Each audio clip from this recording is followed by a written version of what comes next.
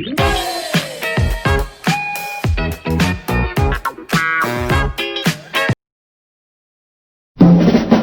on to the Happy Station, Radio Hauraki.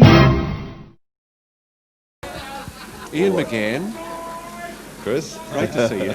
good to see you. It's really Physical good. instructor with a primary school, or was it a secondary school? Joined broadcasting, NZBS, or NZBC as it was then. NZBS and NZBC. It was the NZBS when I joined, and then it became the NZBC, I think, in about 62 or something. How did we manage to con you into joining a harebrained scheme like a pirate radio station? It was quite funny. Paddy O'Donnell and I started on air the same day in Wanganui, right? He was a local boy and I'd sort of graduated in there from being at the university. And we both started together. He left fairly quickly after that and transferred, like most sensible souls, out of Wanganui. I actually stayed there for 4 years and quite enjoyed it.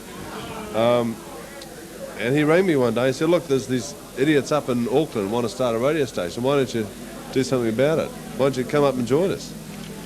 And I've always been very security conscious, you know. I said, come on, Paddy, bullshit. It's all right for you. I'm not a Catholic. The Catholic Church will look after you. It won't look after me. No, I'm not interested. So let it go. Then a couple of weeks later, David rang. I said, look, Paddy's given me your name. We need some jocks and put a few blokes to help out. Are you interested? Can't guarantee anything. But I said, no, I'm not. Not interested. I've already told Paddy. And a couple of weeks later, again, the phone went, and it was both of them this time. Like, get up here. You know, it's starting to happen. And this was before any of the publicity or anything, you know. It was still an idea. And so I did. I dropped my old job, and everybody tried to talk me out of it. You know, Donned a pair of overalls. Scrubbing out the bilges of that dreadful old boat. A terrible boat. It was all Cowrie, wasn't it? We had to chip... One of the con jobs of the marine department was we had to chip away some of these enormous beams and replace them with steel. There was nothing wrong with them in the first place, as we found out later. Roger McLaren will tell you all about that. Were rusty. Oh, yes, and it stank, didn't it? Yeah. It was really... But it was great. I used to have to drag you away from there every now and then to try the new... Get the hang of it. I was always very keen on panels. Laying down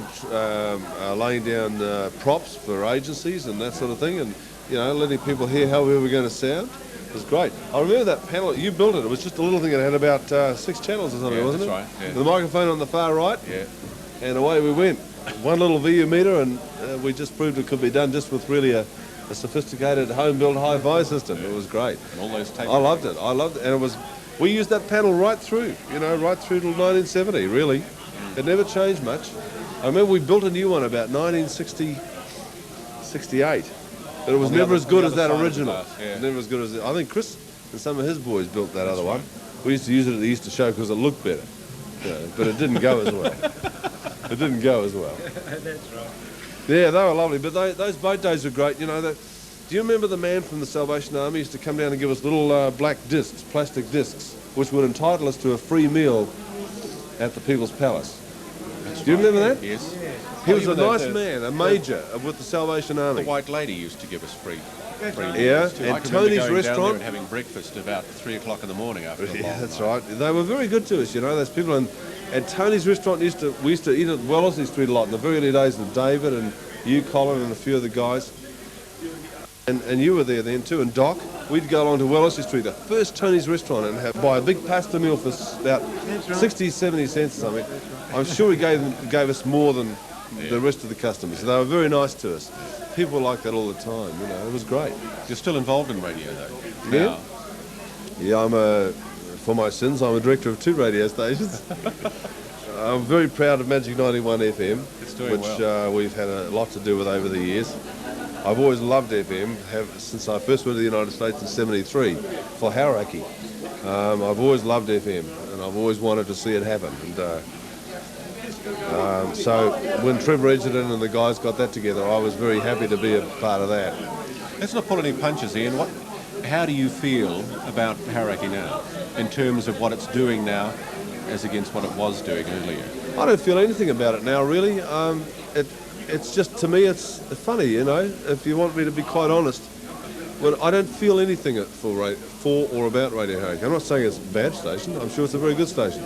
But But I don't. Right, another way. It's just another radio station to me. Yeah. I get more fun now, quite frankly, out of the two that I'm involved with, Radio Waikato and Magic 91 FM.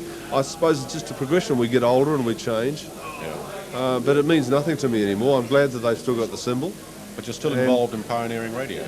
Yeah, Really? When I it's all about suppose we are. There he is. Look at.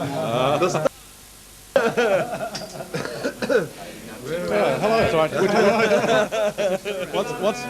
What's your best? No,